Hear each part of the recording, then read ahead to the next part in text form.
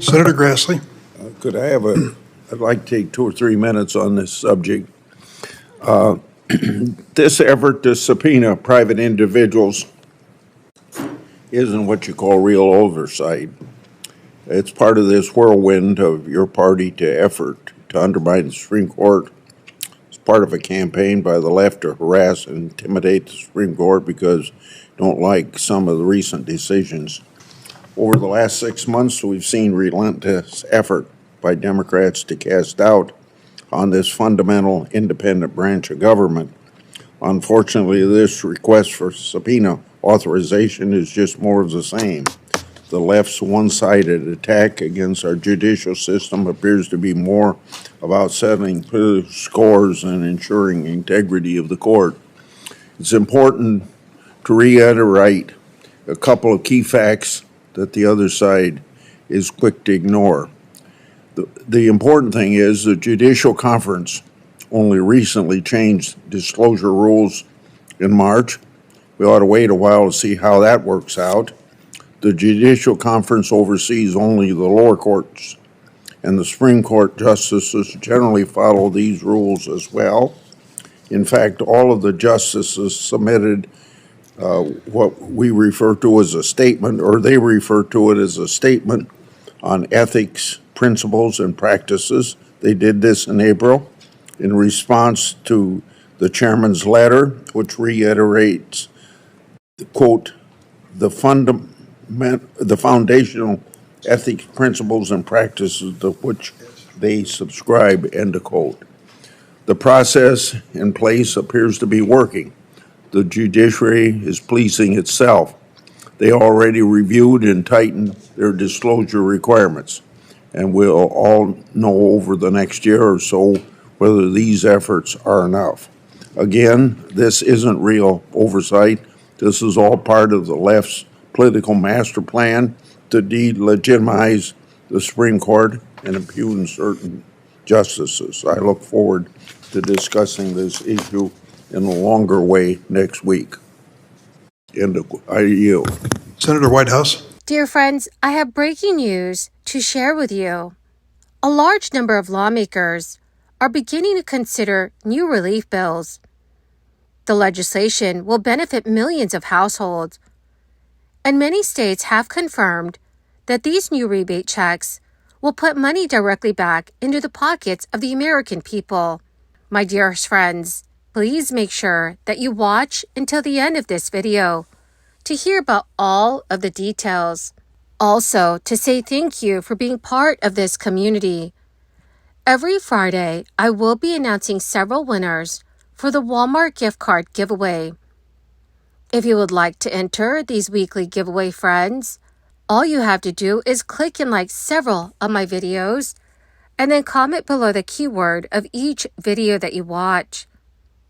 The more videos that you comment on, friends, the greater your chances of winning these giveaways.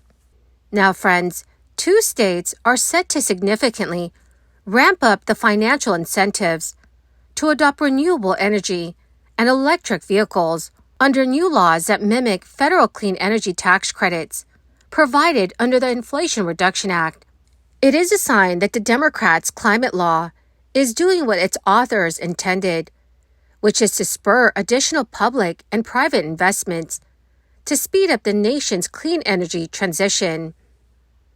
Minnesota lawmakers have agreed on a $2 billion budget bill that dedicates hundreds of millions of dollars to cutting greenhouse gas emissions, including through tax rebates that incentivize the adoption of solar power systems, electric home appliances, and electric vehicles.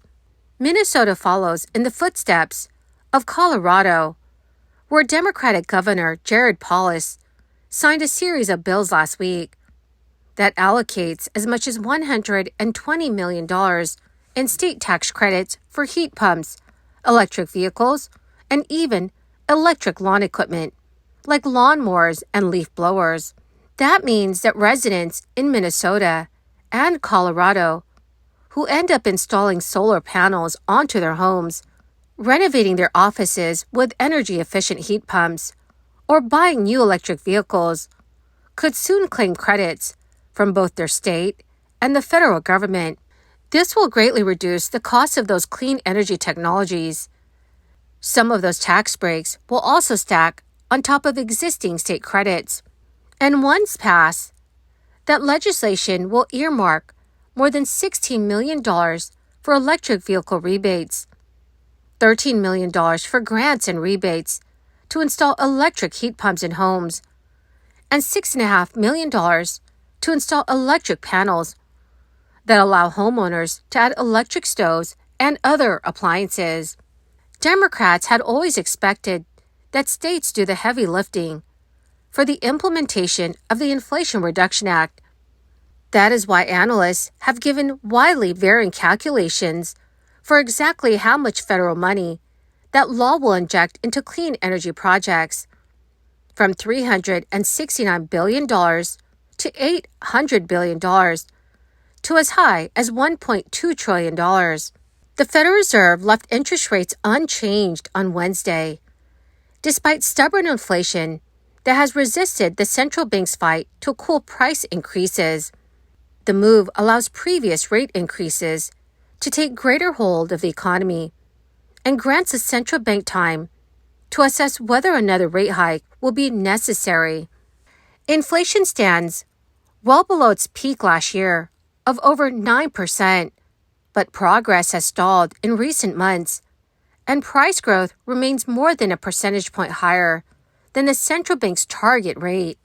Speaking in Washington, D.C., Fed Chair Jerome Powell said, "The central bank drew closer to its inflation goal over the past year, opting to hold rates steady as it weighs the steps necessary to bring inflation down to normal levels." Inflation has been coming down, but it's still running well above our 2% target rate, Powell said. Given how far we have come, along with uncertainties and risks we face, the committee is proceeding carefully. Once pointed to a source of recession worries, the United States economy has become a wellspring of good news. Blistering growth, robust hiring, and consumers opening their wallets for everything from concert tickets to bar tabs.